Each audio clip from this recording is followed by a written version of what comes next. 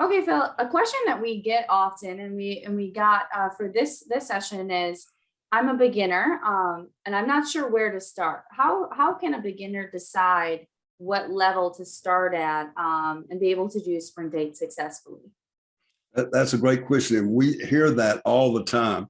And it's really great if I hear it where we have a group of matrix equipment teaching the sprint 8 class, because people have kind of seen what it looks like and they, what is that? And they hear about it and they go, oh, I want to try that. I can do anything for 30 seconds. So it's really motivating for newcomers that maybe not exercised in a while. And not only the sprint 8 class, we would have some experience. People have been doing it for 5 and 6 years, who've been lifting weights for 40 years with a lot of experience, master track athletes, a championship Scottish Games thrower who's extremely strong, and he knew his stuff, but loved Sprint 8 because of great things it did for his body and how it helped his performance improvement in his sport, which was different forms of throwing. And anyway, we always encourage everybody, even young trainers just out of college who are very, very fit, to start with 2 to 3 reps and slowly build up. And so that's the basic instruction is, particularly if you have the matrix units there, that makes it great because you hit the sprint 8 button. It takes you through the warm up. The colors change with a 30 second reverse countdown, 30, 29, 28. Really helps the motivation. It shows you the minute and a half active recovery in between where you're going nice and easy. It tells you when it's ramping up. And when it does, it's giving you like 5 seconds ahead of time to ramp up, where actually if someone's on the treadmill, it's actually ramping up. You hear it, the treadmill, ramping up for elevation much, much faster. So you're basically sprinting uphill on the treadmill in a very safe type fashion on your hamstrings on the treadmill. So all these are synchronized that you can take all these modalities and do the sprint 80 at the same time. And so if it's in a class setting, a lot of people don't really, well, I don't want to do 2 reps and then get off the machine. Do I have to? The answer is no, just coast through the other reps and slowly over time, build up to do all 8 reps. You try to rush it, that's a mistake. It's just too tough. There's too much lactic acid involved. So it's not pleasurable at all. It's pleasurable when it's over with. I always talk about, life's great the moment sprint 8's over with, because it is a tough program, but you do get that huge dopamine release. So you get the runner's high every time you do it. There's such a feeling of accomplishment because I've done it. I'm off tomorrow. I'm off the rest of the day. I'm off tomorrow. Then it's time the next day, but that's a long way off the moment you finish it. So we suggest starting with 2 reps. If somebody's on their own and they're not in a class, we basically suggest the same thing. Now, there's several different levels on the matrix machine. You'll see beginner, intermediate, advanced, elite. A lot of young people get to elite pretty fast. A lot of females start out at intermediate and up. And some people will hit beginner. Beginner is really beginner. It's almost assisted living level, low, super low intensity. And that's okay to start there, but you want to start working up the level. So what happens is your first goal is to achieve all 8 reps, which takes time. Some people do it in 2 weeks. Some people do it in 2 months. It's okay. We tell people don't feel duty bound to add, well, I did 3 today, I'm going to do 4 tomorrow, then 5 the next day. Don't feel duty bound to do that.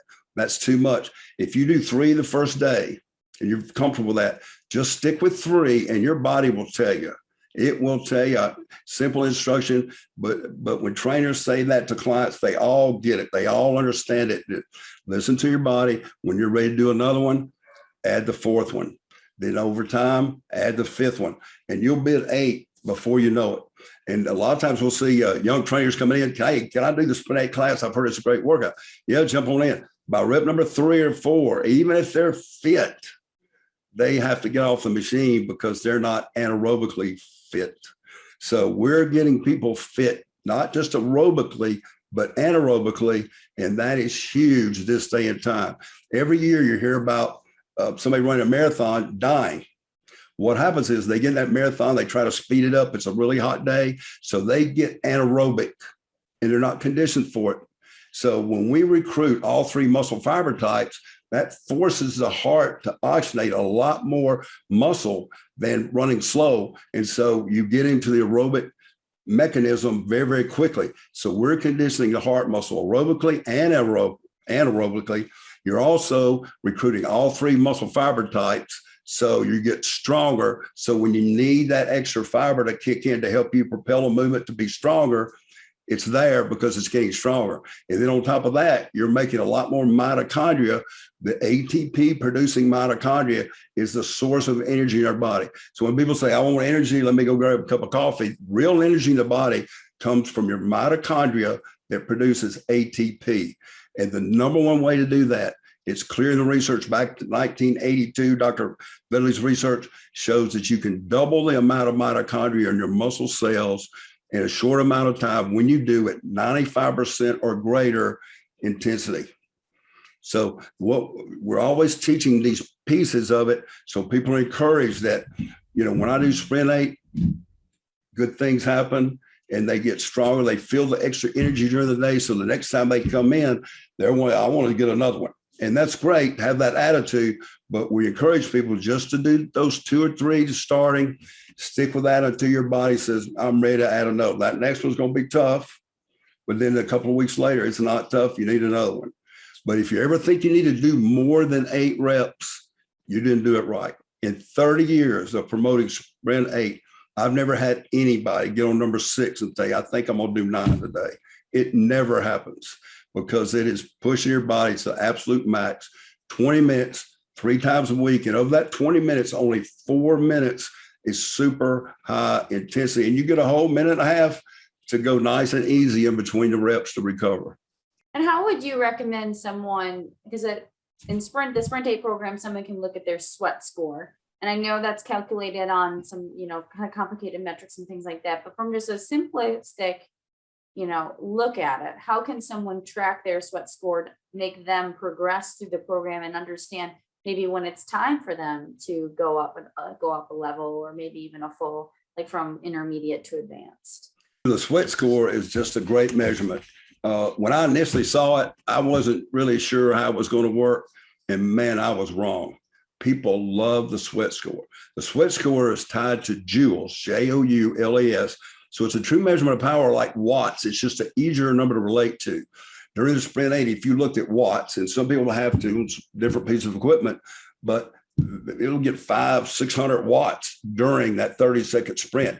Joules, for most people, for most females, it's a 1-to-100 system. So it's very, very easy to relate to because we all relate to 1-to-100 or ABCD sometimes, but 1-to-100 is very easy. For most males working out on the matrix unit, the sweat score is going to be about 1-to-120. And what's interesting is when you see it, people take pictures of it, and that's a great way to do it. So when you first start Sprint 8, if you take a picture of your score and track it, typically speaking, for 6 months, every time you do it, you'll set a new PR. It's amazing what it does for the body because it gets you a great anaerobic condition and it builds fast twitch fiber. So you're getting stronger every time you do it, and you sleep and that muscle fiber heals back bigger and stronger. So the sweat score ends up being one of the greatest motivators ever, because what happens is when you're doing the sprint, you see your performance. And then when it comes up again, it's got a little number that's slide across the screen so you can kind of see how you're doing. And it really helps motivation. It's the greatest motivator for high intensity of anything I've ever seen. And so initially I wasn't all that high on sweat score. Now I am, because I see how it works. People love it. And if you get a unit that has sweat score, I promise you, you'll be a lot stronger than if you do another unit measuring watts, for example.